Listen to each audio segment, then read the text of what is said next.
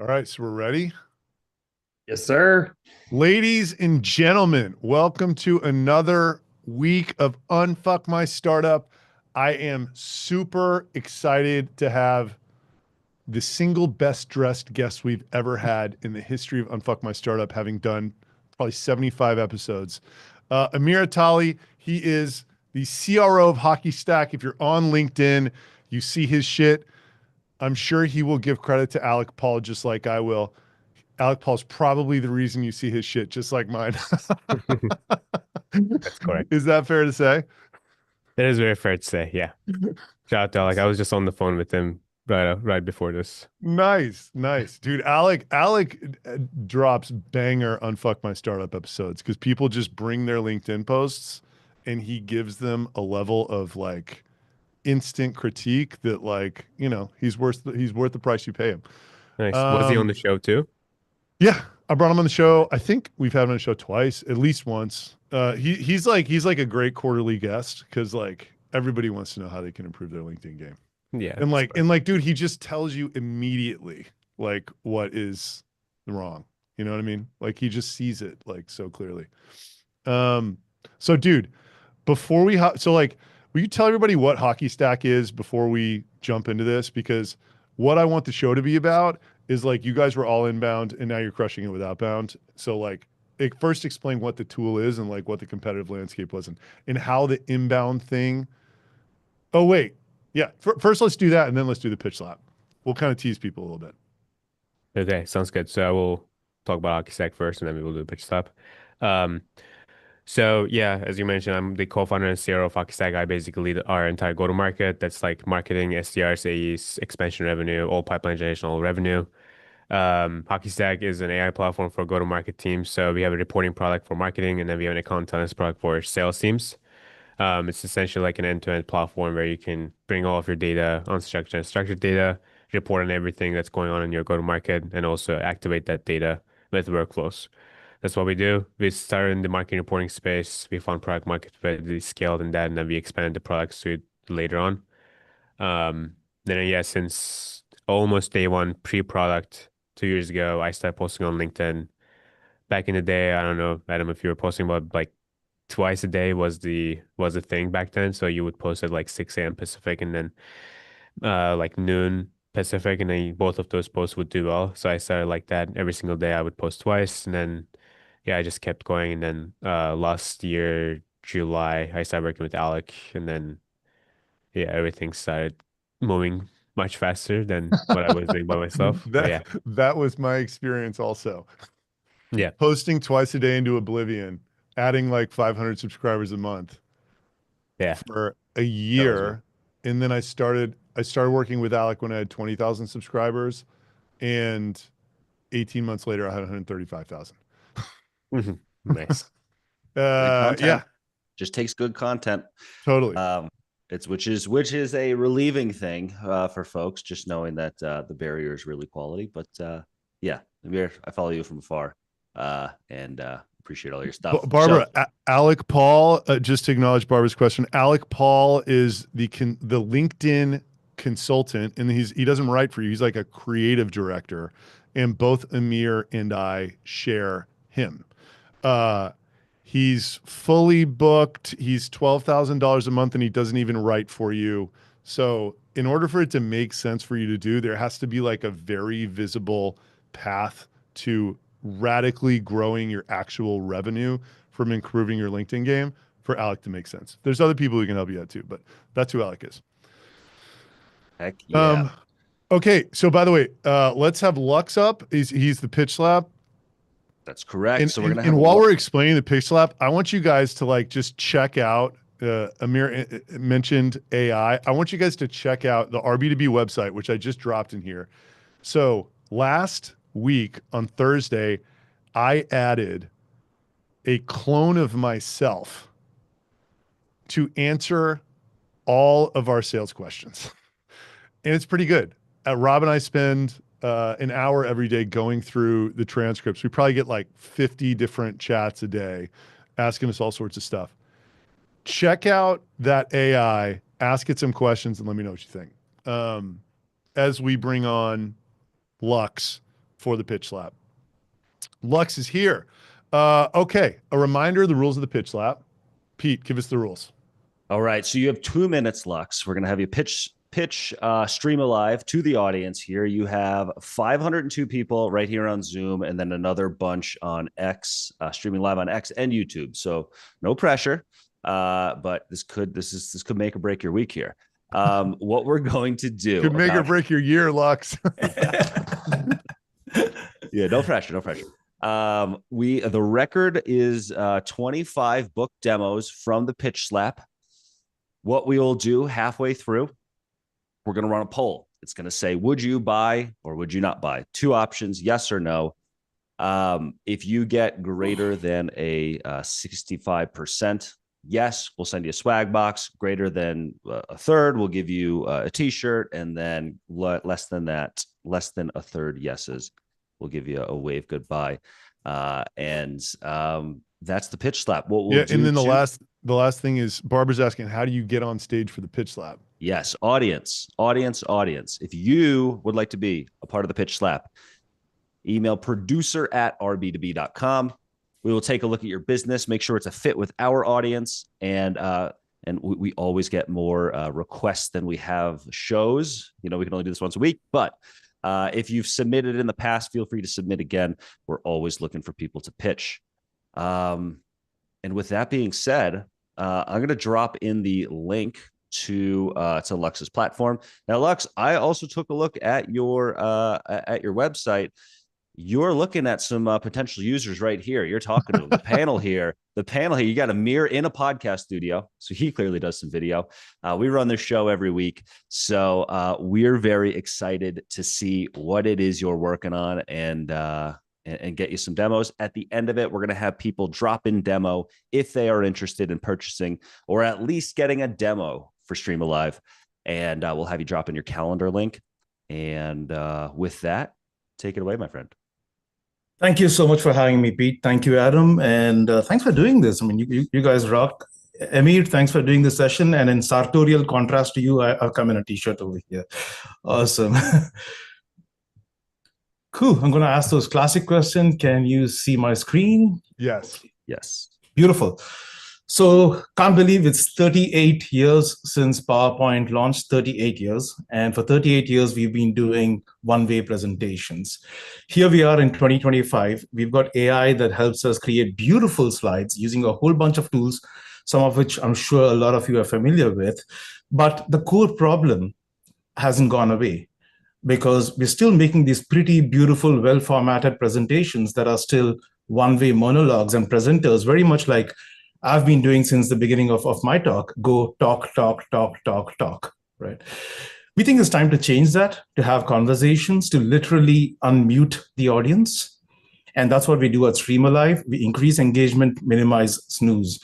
Now, how do you unmute the audience when you have 516 people in the audience?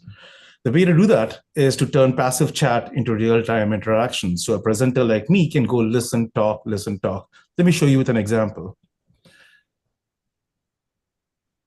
Let's say I'm asking you folks where you're joining from, and some of you have already been typing this in the chat. If you don't mind continuing to type where you're joining from, just type in the Zoom chat, which is the most beautiful thing about Stream Alive. I don't have to give you an instruction manual. I just say, put it in the chat, and as you give answers, like someone types Miami, I can click on things and say, oh gosh, it's 86 degrees over there, and I can literally fly around the world. And if I wanted to prove to people that the world is not flat, I could do that as well. I could make it a globe. I could fly around. I could look at who we have from across the Atlantic. But literally, this slide is powered by you, the audience, typing in the chat, right? So folks, I want you to think about why you joined today's session with Emir. I know why I joined. So if you can just type in the chat as to what you hope to learn from Emir today. Why did you join? What do you hope to learn today? Any answer is okay? Type in what you're looking to get out of this episode, and I am curious to see what the heck comes out of here. Oh my gosh. So 2 of my co-founders, fun fact, are Tetris fans. Tetris-inspired feature where everything falls down like Tetris blocks and then disappears because, hey, who doesn't love Tetris?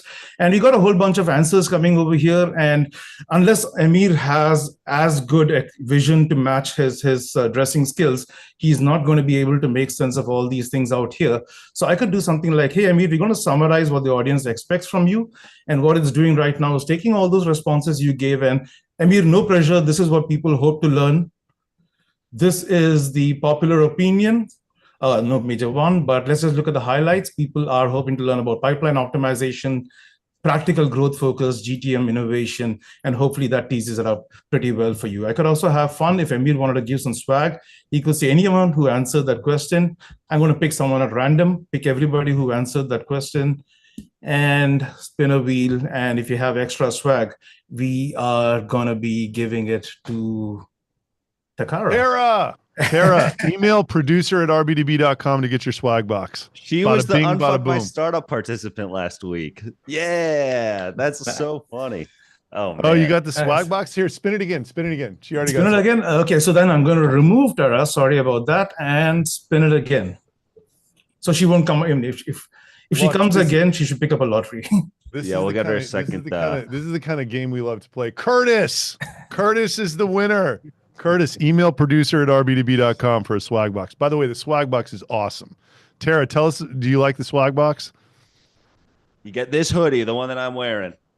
Yeah, the hoodie included in the swag box. It's a hoodie, a tumbler, a white T-shirt with my pixelated mug on it, literally face. And all right, what's the fourth thing? A water bottle? 46% there. 46%. No, black T-shirt. Folks, if you would like to book a demo with Lux, and Lux, I have to say, you are going to be the first person who's ever come up on the Pitch Slap to get a booked meeting with the panel here, because I am going to book some time on your calendar. There you go. Demo. I love that. Thank you. Audience, drop in demo if you want to hear more about Stream Alive. This is far, not that I have low expectations, but this is far cooler than I thought it was going to be. So kudos to you, my friend. You got a bunch of demos coming in. Folks, come on, drop demo if you wanna check out what's going on. And Lux, if you could drop your calendar link right into the chat here, we'll myself and other people will be talking to you very soon. Jersey says demon. Yeah, this could be a record-setting demo day. Oh, I got to tally him up. By the way, I'm just putting up the analytics from the demo over here so I can replay all of these later. No way.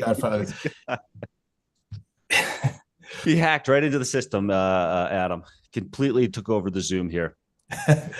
This is Thank fantastic. you, folks. Thank you for having me. Look forward to thank you. Up. Make sure you drop your. We'll send you an email afterwards too with the who had said demo. And now, Amir, my friend. All right, enough dicking around. Let's get to the let's get to what around everybody's over here you. for. It's like, okay, how do I do outbound when I was only doing inbound? So, Amir, I had done a huge deep dive through you, HockeyStack. Correct me if I'm wrong on this story, but this time last year, you had not sent a single cold email from HockeyStack. Correct. And now you have a 5-person sales team generating $74 million in pipeline per year from outbound alone. Did I get any of that wrong? No. All right. Perfect. Then how the heck did you do that? I want to hear from the beginning. First of all, what was the signal that said, hey, we're an outbound or an inbound shop rather. We need to start doing outbound. What was that decision? And then I have some questions about your first step there. Yeah. So yeah, as you said, like for our first year in business, maybe like a little bit lower than that, we were really inbound heavy, and we were really fortunate that we had a lot of inbound. We still do have a lot of inbound, mainly with like my profile on LinkedIn. We had other people in the company posting on LinkedIn. We are spending close to, I mean, it's changing month over month, quarter to quarter, but we have like a 7-figure ad budget as well. So everything in total, word of mouth, has been bringing a lot of inbound. But then at some point, I had a mentor last year who basically told me, like, right now it feels like everything is going well and you have more inbound than you can manage. But at some point in the near future, everything is going to stop one day and you won't know what hit you. And then I started seeing like initial signs of that. Initial signs are like one day, for example, it might be for whatever reason. For example, right now, Alec and I, our biggest topic right now for the last 2 weeks is LinkedIn algorithm. So LinkedIn's algorithm changes all the time. One day you get a lot of likes, one day you don't get any likes. So I'm sure, Adam, you're familiar with this too. One day you're like the king of LinkedIn. Yeah. One day you feel like you wake up, it's like 1,000 likes, like I'm the best person on LinkedIn and I know which type of content gets likes and all that stuff. Next day it's 10 likes. So it's humbling you all the time. And that is Yeah. not just LinkedIn. Every single platform that you don't own and you cannot have control over, like ad platforms, newsletters, literally anything that you cannot just dial or email has the same exact thing. Like everything changes. So I've been having that trouble, basically like fluctuating pipeline. And then another thing is if you're relying on So inbound hold on, can only. I Yeah, clarify? You still have that fluctuating pipeline issue? inbound. Yeah, inbound is always Right, like that. right. Okay, thank you. Yep. And now though, the good thing is, for example, if inbound is low today and outbound is low too, you kind of understand like there's something in the market today. It might be like end of quarter for a lot of companies, so probably people are busy, or like July 3rd.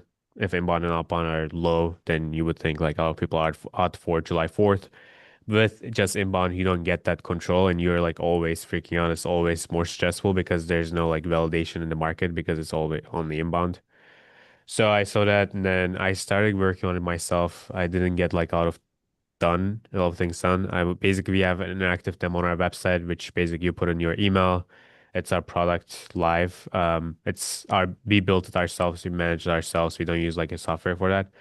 So the biggest thing for us in the beginning was just like following up with those leads, which we didn't do until that point. So I was basically LinkedIn DMing them and then emailing them, not calling them, but email and LinkedIn. So I was booking meetings with those.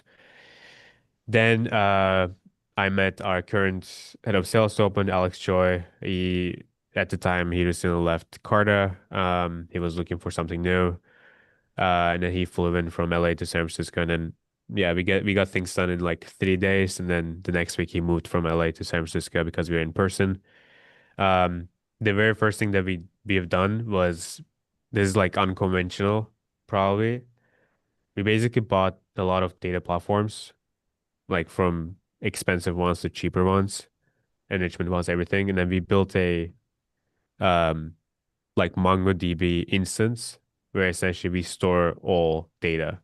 So the most accurate data that we sync every single day is in a giant MongoDB instance. It's not something that I would recommend if you're not planning on scaling. But even to this day, we're not like pulling data from one platform. Everything is in one platform, which is MongoDB. And then we use that data for our sequences, calls, everything. So we built that. It took some time, like 1.5 months or so. During those 1.5 months, we really focused on cold calling. So we focused on like our script. We tested that. We changed that every single day. And at some point, we got to a point where Alex, as like the only person on our team, was booking 2, 3 meetings a day just on the phone. And we didn't have a parallel dialer, so that was like manual effort. Then we added So basically the he's just like typing numbers into his iPhone, like booking outreach. yeah, Yeah, that's dialing from outreach. outreach. Um, yeah, and then after that we hired our first SDR, then grew the team to 5. Now we're going it to 9. But essentially the same story. We basically right now we do thousands of calls a day with a parallel dialer. And then we do lots of email, lots of LinkedIn. I mean, we can talk about specifics, but essentially the biggest thing that I learned is you need really strong product market fit, which is like the truth that no one wants to admit. But essentially, if you have a product where you call 100 people and then 90% of them say, yes, there's a problem, not everyone's going to book a meeting, but they will say there's a problem. And then 2% is going to say, I'm ready now to take a meeting. I think that's the biggest thing. What we've learned is like PMF is really important. And then over time, you kind of like get to learn if you have like, I don't know, 7 out of 10 PMF, how can you make it sound like on a cold call that you have 9 out of 10? Which is essentially tweaking the script in a way that the first 10 seconds is essentially what they have been thinking about for a very long time. Which for us, our reporting product is essentially is like the first 3 seconds of the call after interactions is um, tying brand awareness activities to revenue, which if you go out and talk to marketers, 90%, if not 100%, is going to say it's a problem. So it took us like a month or two to bring it that down to like 4 words, 5 words in the first 10 seconds. So that every single person would say, yes, this is interesting. Um, and then Okay, it's, yeah, can we pause right there? yeah, of course, Do you know what the exact words are? Because that's what everyone is wondering at this tying point. brand awareness to revenue. So Thank- it's something like, hey, Adam, there's a call. I mean, every single SDR is like a different opener liner that they feel comfortable with. It's something like, "Hey, Adam, this is a cold call. I'm calling from HockeyStack. Do you have a second?" They say yes, and then it's like we are hearing a lot of marketers have problem with tying brand awareness to revenue. Is that a problem for you? Something like the exact Yep. words are tying brand awareness to revenue as like Yep. the problem statement. And then beginning and ending is different from SDR to SDR because they have different lines that they're comfortable with. But that is like what we landed on as like when we say this, 9 out of 10 times they give us the opportunity to talk to them. That's like the most important thing on a cold call. You need the opportunity to talk to them for more than 10 seconds. And then from there, we basically book. If they give us the opportunity to talk to them, we book 30% of those. Um, and then if not, like for example, we have large deals where the first call doesn't land anything, but we multi-thread and then get like the buying committee on calls, on email, everything, and then we book a real large deal. So yeah, that's like the very, very summarized overview of what happened. I want to ask, I want to ask a question, just clarifying about the number of activities you have going out per rep. First, I just want to highlight to everybody that your first 10 seconds are really just about getting them to acknowledge a really big pain point, and you already have done the customer discovery to understand exactly what that pain point is. So that way, when you go to these marketers, 9 out of 10 times somebody's going to be experiencing this problem, and basically you just have outliers who aren't for one reason or another, whether that's their audience, their market, whatever it might be. Exactly. Exactly. Yeah. So the thing that I really struggled is as like not I'm not someone who built SDR teams before. Like Alex was always saying like we should also drop two other features that all of our customers like. Tying brand awareness to revenue is not great. Like we have other like I don't know AI features and all that stuff. And he always told me and still does whenever I bring up something like that is not a place where you get them to agree to a demo. There's a place where you basically ask them to give you 10 more seconds so you can continue. And then 10 more seconds later, you ask another thing and then they give you 10 more seconds. In total, average is like 4 minutes or so. We have calls that took like 23 minutes, but average is 4 minutes. So step by step, you get them to agree to 10 more seconds, 10 more seconds, 30 seconds. So you can basically tell more about the product. But yeah, tying brand awareness to revenue is not like the only thing or the biggest thing that we do, but it is the most relatable, resonating part of the product on a cold call. That is the biggest thing I think when people do cold outreach, whether it's on the phone or email, like the subject, let's translate this to email. The subject line is to sell a email open. The first sentence of that email is to, basically buy their attention through the rest of that email. And then the goal of that call to action is just to get more time from them.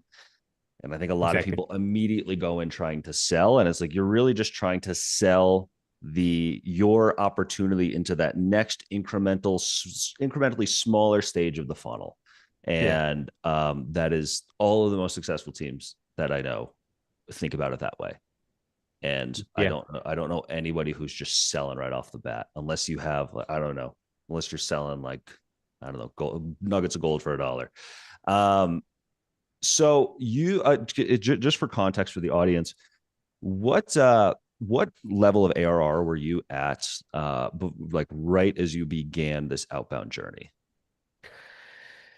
Like I don't know, 5, 6 million or so. So you're like Like mid seven figures, yeah. doing well. And then you decide to start outbound. So with the team that you have now, and I understand it's a combination of, you're doing a lot of phone calls. You're also probably doing some email. How many activities roughly per day is a rep doing? We do like a couple thousand dials, like 2, 3, 4, Per rep, depending on day per rep. Yeah, a couple because it's thousand parallel. dials. This parallel dialer, they usually get to talk to like 50, 60 people, if I'm not mistaken. These are people like actually give you like more than 10 seconds, 20 seconds, whatever, to talk about HockeyStack or whatever else. And then we have like a schedule another important thing. I don't know how, like exactly what the audience is of. Like, is it like startups, is it SMBs, is it enterprise, whatever. But if you have a team, one of the most important things that we also do that I don't really see from another founder or another sales team is every single day, 9 a.m., we have a 30-minute role play. So every SDR is paired, and then they do role plays every single day for 30 minutes. That's basically like objections, what they have heard, and all that stuff. And then every single day, end of the day, they send me and Alex like two calls that they have done good, and then two calls that they screwed up, basically, with like reasons and why they could have improved. We really take enablement and training really seriously. And then in the morning and then during the afternoon, they have like email blocks and LinkedIn blocks. LinkedIn, of course, is like good channel for us too. So essentially, how I see it is, even once you do this like 6 months, you build like a book of business. Like for example, one of our largest deals that we closed yesterday actually was like a cold call where it basically says like it's not a good time, it's interesting, it's not a good time. Then you call someone else, you get a little intel. Then you call someone else, you get a little bit of intel, and then you keep calling the same person or emailing them without being too annoying. And at some point, once they give you the meeting, you already know everything about the business. So cold calling is not just like, or outbound in general is not just like you do X amount of dials, emails, LinkedIn DMs, and you book this many meetings. It's also to build a book of business. Once you have a large enough of a book of business, you can actually book more meetings. So when I say like when I give numbers like that on LinkedIn, everyone thinks like it's linear. You make X amount of dials, you get X amount of meetings a day, but it's like a snowball effect. Once you build that book of business, it's just keep growing, growing. Those people are also switching jobs, especially marketing and salespeople. They're not at the same company for more than 1.5 years usually. So they also switch jobs. All that stuff is happening all the time. So you just need people to be on top of their book of business at all times. Then as the book of business grows, you just book more meetings exponentially. So are you pitching this as you're hiring SDRs as this is like a more like for that dynamic is part of this job? So like you were pitching as like a have a career at this or you know what I mean? Yeah, I didn't ask the question well. Are you using that as sort of like a retention mechanism to like keep the rep around? like enablement. Yeah, or just the fact that there's the dynamic of the job that it's a book of business that's you know growing on itself. It's like if you stick around a year, your dials are going to be much more potent than they are this week, right? Like, Yeah, yeah. Enablement definitely. We always hire people who want to grow in their careers. Like people who want to stay as SDRs are not really a good fit for us because we work extremely hard. And we expect a lot from a SDR. So if you want to stay as an SDR, it's not a great company. But we hire people who want to become AEs in the next like 6 to 12 months to 18 months, depending on how senior they are. For book of business, definitely. And also we have a path like a really transparent path from SDR to SMB. Once you become an SMB, that book of business is also super helpful because those people again are moving around. So you can be full cycle, or you can also use that book of business as an AE too. and then like you're saying 2 to 3,000, 4,000 dials a day with a parallel dialer per rep. Like, what's your TAM? Like, how many numbers are there? You know, who are you going after? Yeah, we're going after so anything from like 20, 30 employees all the way to 15, 20,000 employees. US, Canada, UK are like our call countries. And then the rest is more like LinkedIn email. We have Yeah. I mean, it's not like a rippling type of TAM, but it's a pretty good TAM. And then we sell two products, so that's also helpful. So we have two different ICPs. Um, yeah, it's a healthy TAM. That is also, I mean, that's a big thing too. But I think there are lots of different ways to expand your TAM. Not as like if you're not a founder or like a C-level person, you cannot expand a TAM. But as a founder, there are lots of ways to expand your TAM, and we have successfully expanded our TAM multiple times. You had mentioned role playing with your SDRs. Are you using an AI tool like a bot to role play against and score them out, or is it human to human? Human to human. Yeah, I believe in human to human. I love that. And lastly, before we get into the unfuck my startup section, um, what are some of the tools? So you're using a parallel dialer. Could you just give us a rough rundown of your tech stack that your SDR team is using? Yeah, we're using Zoom Info, Lucia, and then Clay for like even more enrichment that we store in our MongoDB instance. And then we have like small niche ones like Lead Magic, Contact Dot. We literally basically any type of data enrichment that we can have, we have all of those. And then we pay different credits to different ones. And then we use that to store the enrichment data. We use HockeyStack for like workflows, automation, signals, all of that stuff on our account intelligence product. Then we have like stakeholder maps, account plans. Once we book the meeting, those are also running on HockeyStack's account intelligence product. And then we have a parallel dialer, and then we have RH for emails. And then overall, like orchestration, also RH is great to push data to data dialer too. That's awesome. That's a hefty stack right there. That's great. Yeah. Okay, so Emir, we're gonna get back into the discussion in a minute. We do a segment halfway through called Unfuck My Startup. So, folks, audience, if you would like to come up and ask the panel questions today, I would love to see somebody who is trying to scale their outbound operation. Maybe you were an inbound shop before, and now you're trying to diversify, protect yourself against, that channel's, demand going down or whatever it might be, or productivity. Please raise your hand, audience. We would love to have you come up. If your outbound strategy, you're just not quite there. Everybody on this panel has experienced going through and trying to build an outbound strategy, it not working, and then them shutting it off, rebuilding from the top, and eventually getting it to work. But audience, if you would like to come up for the Unfuck My Startup section, please raise your hand. It looks like we got Jersey, who raised his hand in the chat, which is a interesting way to do it. But I applaud you, sir or ma'am. I'm not really sure. You're the first Jersey I've ever come across. So that's a badass name. And we've got Jeffrey.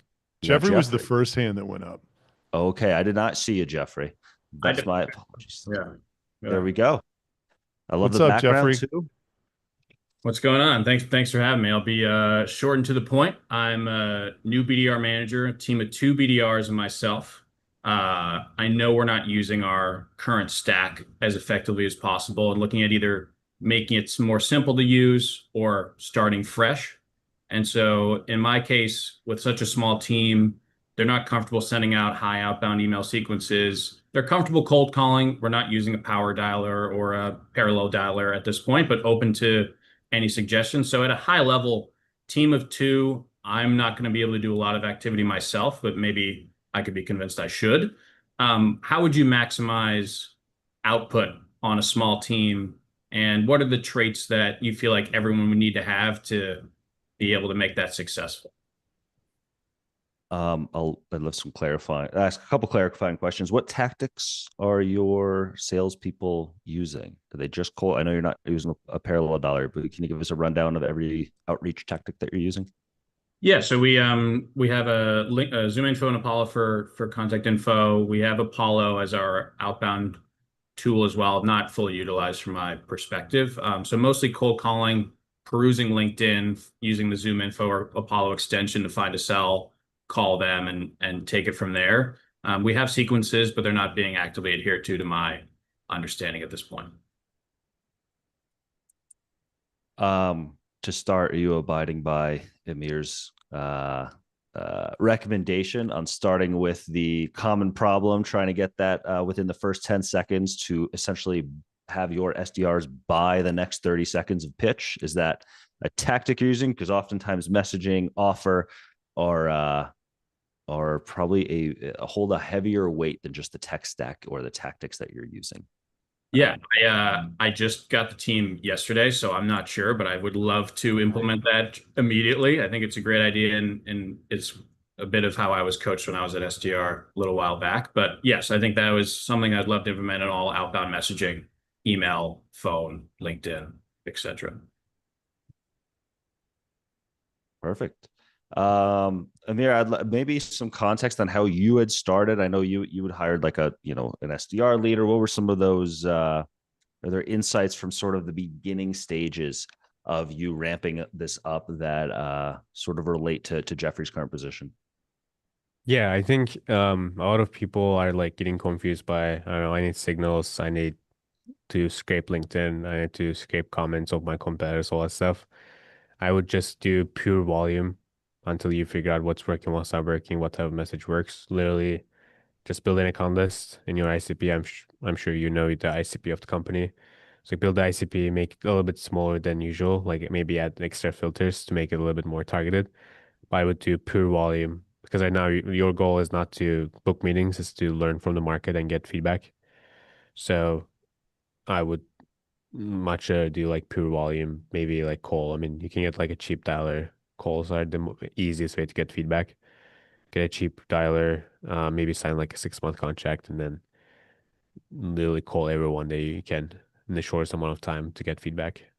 I think that would be something that I would do. Gotcha. I found that too in the past. Like you're not going to get any feedback from someone responding to your email. Someone telling you to, F off on a phone call, at least they're giving you context as to why they're telling you that, right? Or you can gather some learnings from that. So I really I think that's great advice, Amir. Do you recommend, Amir, everybody using a power dialer kind of in the beginning just to accelerate that learning?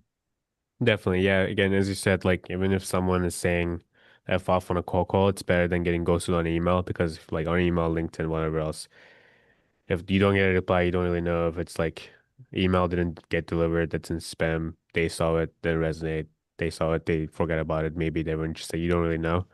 On a phone call, you get the feedback really fast. So I would definitely recommend like Power Dialer, Parallel Dialer, whatever it's called, and then dial everyone in the world. That's fantastic. Jeffrey, any other questions for the panel? We appreciate you coming up, my friend. We're going to send you a swag box, by the way, for jumping into the gauntlet here and doing that. But Yeah, I guess last like 5 second question is like, what's a healthy expectation of call volume, power dialer or not? I'm sure that's going to dramatically change it. I'm not as equipped and educated on the nooks and norms of the world, so just curious what the standard is these days. Like send it to evaluate them or what? Yeah, like, like when I was a BDR, like 150 calls in a day was a respectable number. It's like the above, right? But you're laughing, like, what's the number now? I think that's what I'm trying to make sure I'm treating people fairly, but also makes setting the right expectations. Yeah. Yeah. There's a difference between power and parallel. I Yeah. don't know the exact difference, but parallel is basically dialing more numbers. Power is, I think, dialing two numbers at the same time, something like that. So Could be the parallel dialer, opposite, but the point being, they both dial fast. yeah, yeah, yeah. So if it's I think parallel dialer is the one that basically dials more in a day. So if you use parallel yes, dialer, it's probably like 2-3 thousand is like respectable for like a 5-6 hour day, and then 2 hours for like admin work, enablement, whatever else. So 2-3K is a good number, depending on how long the conversations take too. So for example, if they get connected and it takes 20 minutes, it also depends on that. I usually like 1 to 2,500 is pretty good, especially as you're getting started. And Gotcha. then without a dialer, like just outreach dial or iPhone dial, it's probably, as you said, like 150. It's pretty good. Gotcha. and I would constantly check at least a couple times a day that your phone number isn't being reported as spam. Our phones have gotten probably from when you and I, Jeffrey, were cold calling. These systems have gotten way more sophisticated, as have email spam traps and everything else. Yeah, even Um, new iOS with that little screener too. There's always yeah. something. Oh yeah. Yeah. This is robocall or whatever it might be. So just one last bit. So I was doing about 150 cold calls a day when I started my career, punching it into a landline phone with a headset. The power dialer will get that up to it'll roughly double that, but you're not going to get into the thousands with the parallel that Amir's talking about. Someone had even dropped into the chat phone burner as a power dialer. That's a great option. And And, thank and you, by the Jeff. way, the trade-off would be, and this is coming from Kevin Dorsey, where John Ely dropped the video with him in the chat. So the trade-off is the power dialer makes your output 2 to 3 times more, but the connect is instant, whereas the parallel makes it 2 to 300 times more, but the connect is not instant. And by Dorsey's analysis, he likes power. It's just a matter of taste. If you're pure volume, the only way is parallel, right? Yeah. I think based on our who we're targeting, power is probably going to be better. We just don't have thousands and thousands every day. We don't have like 20,000 potential people a week, right? Or whatever it would come out to be. So I'll take a look at power. Thank you very much. Heck yeah. Phone burner is a good option. Only one I've used, but I can vouch for it. Jeffrey, thank you. We're going to send you a swag box. We'll follow up either right after the show. Appreciate you hopping on. And let's continue the discussion with Emir. And Emir, can we just hop off track for a second? Like, can you talk about a TAM expansion? You said multiple times you've pulled off TAM expansion. Yeah. So like, I have to imagine from posting on LinkedIn what you're posting, your original TAM was like B2B SaaS. Is that right? Correct. And then what was like, so obviously I have the same affliction with our B2B, right? Like most of the people that sign up are B2B SaaS. I'm not even convinced our B2B is the best tool for B2B SaaS, or like it could be a lot better for other people. How do I go about figuring out if like, Main Street accountants will pay $349 a month for this or whatever, right? Like, Yeah. The I mean, I will tell about like HockeyStack experience, but the best example that I've seen recently is Scale AI. I mean, I'm sure everyone's seen like the $14 billion Meta acquisition, like 51% acquisition, whatever. They basically started, and Scale is also a YC company. HockeyStack is a YC company too. I get to spend a lot of time with the team there. So they started with like data labeling for autonomous vehicles, like basically like Waymos and other companies. So it's like maybe 9 companies in the world. yeah, And then when they get that, they basically look for similar industries where data labeling is really useful, and then they get one by one. Very similar to that, we started in B2B SaaS, mainly in SMB B2B SaaS, and then we got to expand into mid-market and enterprise. So it's like expansion in B2B SaaS vertical. The way to do that is basically SMB use cases and then mid-market use cases are different, enterprise use cases are different. Step by step, we built it with more customers. So we basically build it, sell it kind of thing. And then what we have done is we got lucky, so we got a inbound from other industries. So staffing and recruiting was a industry. It's basically service providers. So when we got on a call, we were really surprised that those types of companies are also operating very similar to B2B software companies. Instead of selling software, they sell services, but they have like a CRM, they have advertising platforms, they have SDRs, AEs, literally everything that they would have as a software company, but they're selling recruiting services and staffing services, sometimes IT services. So we got lucky with that, and then we doubled down on that industry. Then after that, we got to basically chat with ChatGPT's help. We basically prompted ChatGPT and then thought about it as well. So this is like these are the characteristics of B2B SaaS. These are the characteristics of like services companies, IT services, recruiting services. This is what makes HockeyStack good for these two. What are other industries that don't sell B2B software, but also very similar in how they operate? So then you find those industries and then you go double down on one or two at a time. And it takes like a quarter sometimes to get like results. That is basically how we've done it. So we've seen a lot of success with BB SaaS. Then find out there's one more that's very similar, then one more, and then you just keep going after other industries. There is, of course, the reason that you cannot do this without being like a founder or someone in C-suite that can change the direction of the company is because no matter how different or like how similar they are, you still need to build. So like you need to change the product direction a little bit in each different vertical. If it gets really big, then you can build a separated like sales team, different product team as well, which takes investment as well. But essentially, that is what worked for us and different founders that I talked to. Yeah. yeah, sweet. That's really interesting. So you think I should target recruiting, staffing, and IT? I think if B2B SaaS likes the tool, they'll like it as well. Yeah, so you just need to think about like what is making B2B SaaS, like what is it that B2B SaaS works for our B2B? For Yeah. us, we basically need a CRM. We need like some sort of marketing or sales activity for our reporting product to show like what is working, what's not working. For our contest product, we need a sales team. So what other industries have those, and then just go after them. And then the interesting thing is like companies like Salesforce and Microsoft Dynamics, if you look at their like charts and earning reports, there are like lots of net new eight-figure and seven-figure deals that CRM companies do every single quarter. So which essentially means there are still companies in the world that don't have a CRM, but is able to spend eight figures on a CRM platform.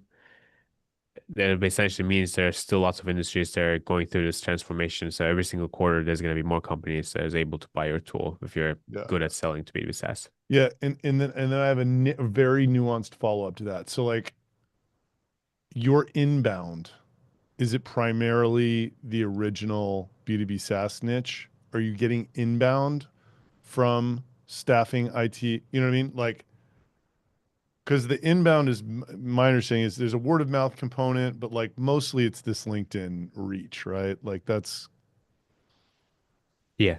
LinkedIn so and so ads. is there inbound in the other spaces, or primarily this like people reading you on LinkedIn? We do, yeah. We do have inbound from other industries as well. It is, I don't think it's scalable yet. It's in the Yeah. earlier stages, but yeah, we do have inbound from other industries. Yeah. And is that you creating content directed at the other industries? Ads, advertisement. Ads. Gotcha. Yeah. Okay. Sweet. What Um, what what is that LinkedIn ads? LinkedIn ads, Google ads. Yeah. Sweet. Okay. Thank you. I want to ask some so HockeyStack attribution platform.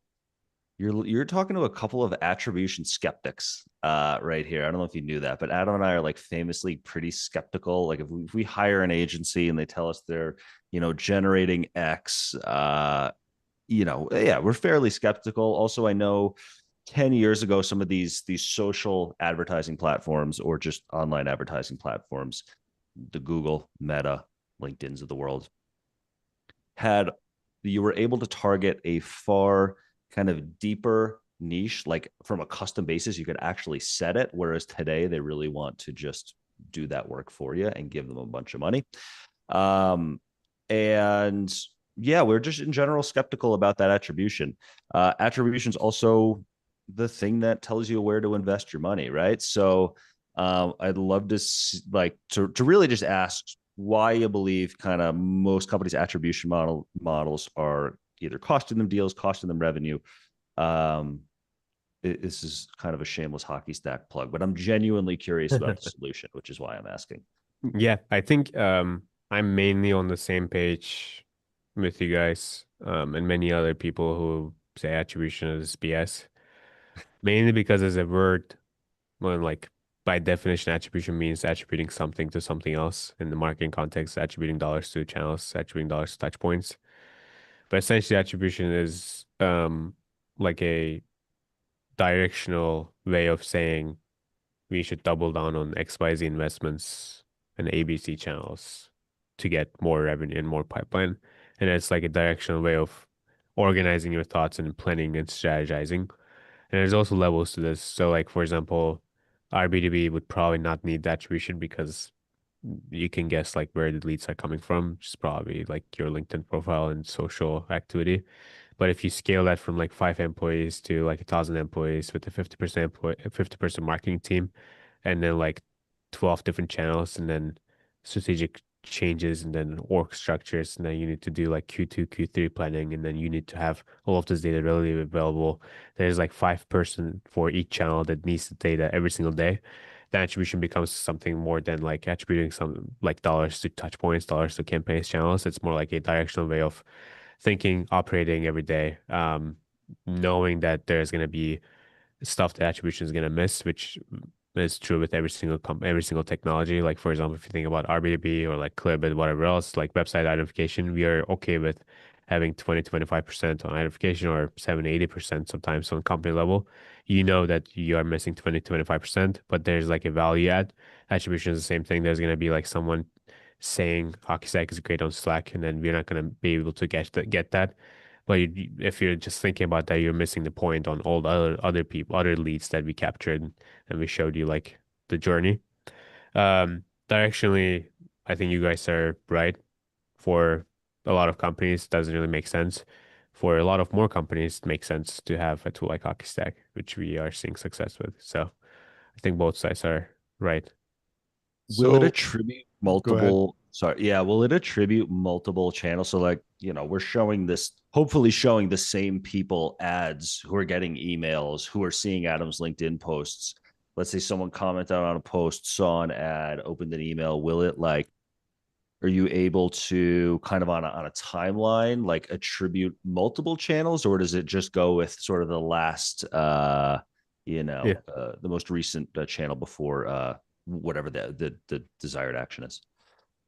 Yeah, so that's last touch attribution. HockeyStack offers like all types of attribution models, plus you can build your own model. Essentially, we put everything into a journey so you can see what happened across the journey, not just first or last touch. And then depending on model that you chose, you can see all touch points. So as you said, more than one channel touches a lead or account. So you can see all of that. That's awesome. How do you So- use it? Oh yeah, go ahead. Yeah, I want to ask one question. Can you give us just like a big picture overview of how you solve the brand to revenue problem? I mean, it's your opener for your pitch. So like, what is the essence of how that gets solved?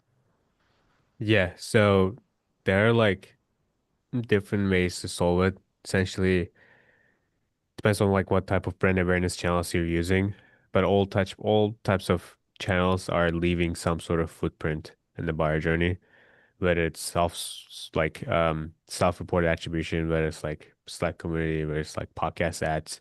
Literally everything has some sort of footprint. There's like very limited channels where you have zero footprint. So we essentially get all of those. The HockeyStack is very flexible, so you can put in any type of data, whether it's like software attribution, CSV files, imports. You can put everything into the buyer journey. So depending on how you do brand awareness, you can change the model in the way that you do brand awareness, and you can get the buyer journey data that way. Um, yeah, so the problem with like traditional attribution platforms like Visible, for example, which is like now owned by Adobe, and it's dying day by day, is because all of those tools were traditionally defaulting to Salesforce data. So you need to make everything a Salesforce campaign, and then you look at last touch on that. So that is like where a lot of people are traumatized because how do you make this a Salesforce campaign? You cannot. So then you don't track it. And if it's not the last touch point, you don't track it. So that is the traditional way. Yeah, I hope that was helpful. So like just a little additional depth. So like let's say a podcast. Like let's say I went on some sort of a guest slot. What is the output that I would get to put in HockeyStack? And like who's that? Is it tied to like maids, like device IDs, or is it just you know what I mean? Like how do you